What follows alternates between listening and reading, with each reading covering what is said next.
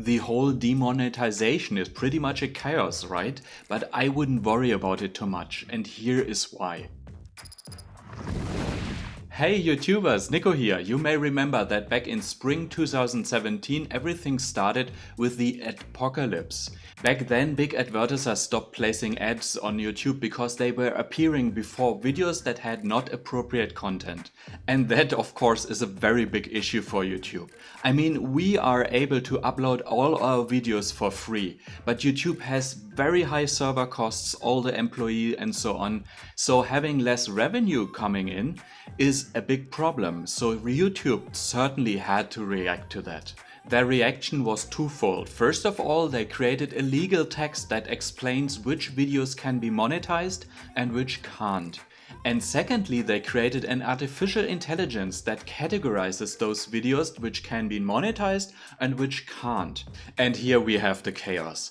We have on one side the legal text that tells us which videos can be monetized, but on the other side the artificial intelligence that tells something different.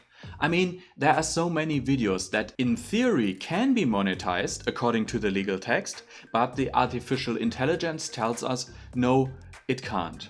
So we have a mismatch between the legal text and what the artificial intelligence says.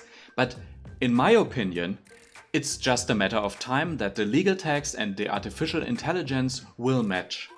Don't worry about it too much, because imagine that from the perspective of YouTube, they have to create an artificial intelligence that is really good in analyzing those videos and deciding about the monetization.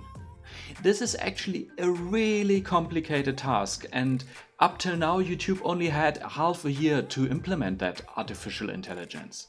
I mean, compare it for example to cars that are self-driving. Usually it sounds like the human driver is just replaced by a very intelligent machine, but that's actually not the case. This intelligent self-driving car is actually a group of about 100 different very stupid machines. Each of those stupid machines make just a tiny task. One, for example, just looks at traffic lights.